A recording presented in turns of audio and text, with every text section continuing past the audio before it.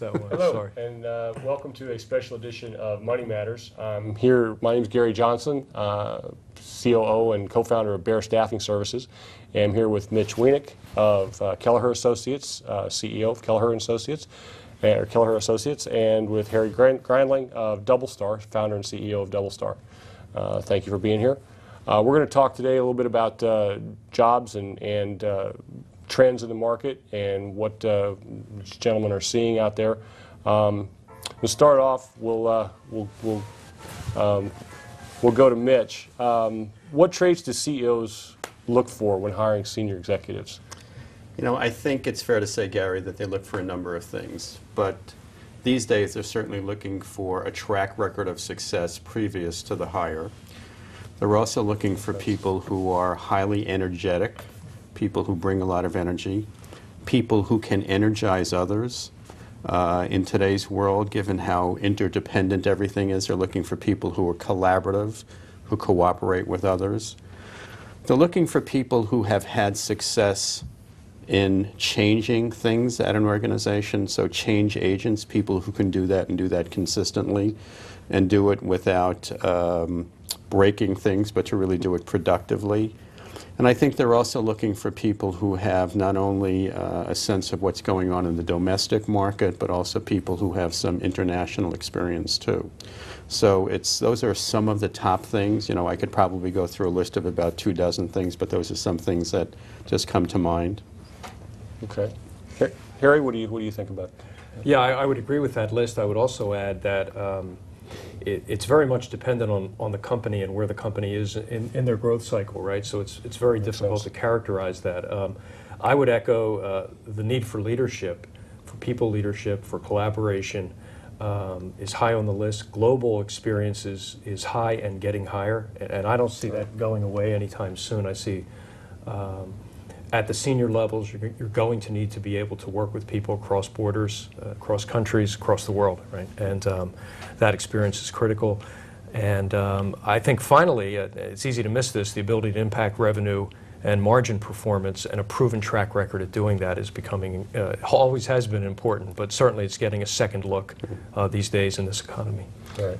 You know, I'd even add, I mean, Harry's right, that line executives would certainly be responsible for revenue and profitability, but people who also lead staff functions are expected to be highly supportive of those line function heads. So it's not separate boxes anymore. It's how do we move the business together. Right. The responsibilities and the lines of responsibility get blurred, or there's more crossover with this now than... Yeah, I think if you look, to Mitch's point, if you look at traditional functions like human resources, leadership, information, or legal information technology, you know, even finance and accounting, although you could sort of draw the straight line between finance and accounting and revenue performance, certainly margin performance, they have an impact.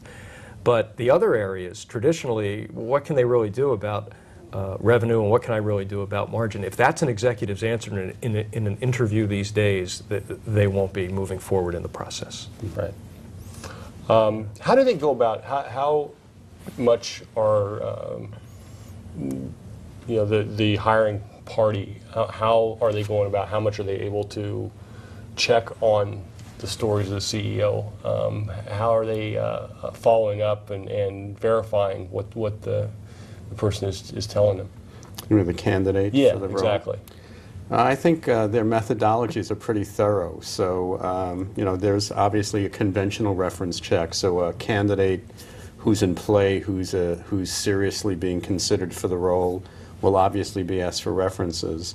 But most organizations, I think Harry's organization probably has experience with this, you know, will go beyond the references that are offered up. Right. Exactly. They'll talk to other people. They'll check to see who's known through a LinkedIn connection. Right. You know, Googling someone's name is often a rich source of information. You can talk to people who are professional service providers who know these people. So lawyers, accountants, investment bankers, management consultants are all people that end up being tapped for information about someone who'd be a candidate for a senior role. So I think it's pretty thorough. You know, it's really tough to escape your reputation. It is.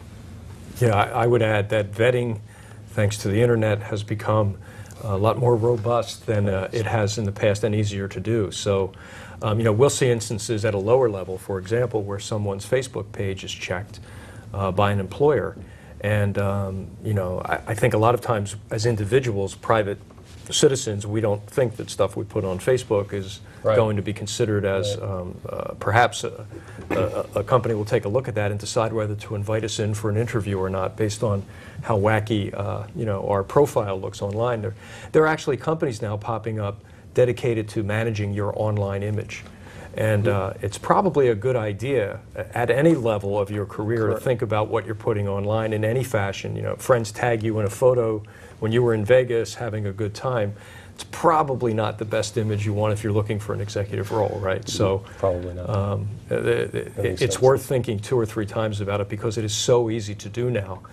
To find out sort of the casual information that was never readily available before.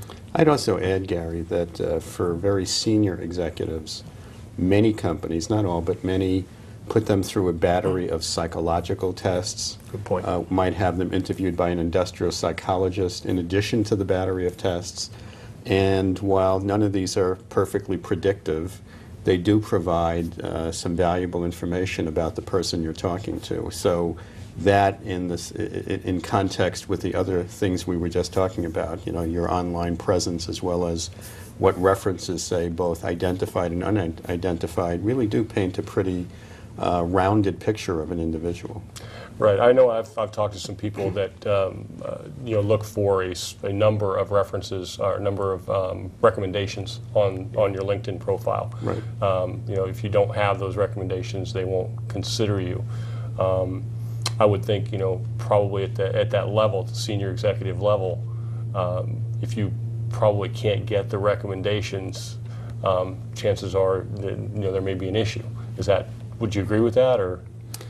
I think it's probably the case, although I have to say that at very senior levels, for people who have been in place for a long time, people still are not members of LinkedIn, so actually to provide a recommendation, you have to be a member. Yeah, this is true. So we sometimes find our clients having to induce some of the people they know to become members just so they can provide a recommendation. But in general, you're right. I think if someone who's fairly senior and certainly mid-level management doesn't have some people who are saying good things about them, it raises an issue. Why aren't there any recommendations? Right.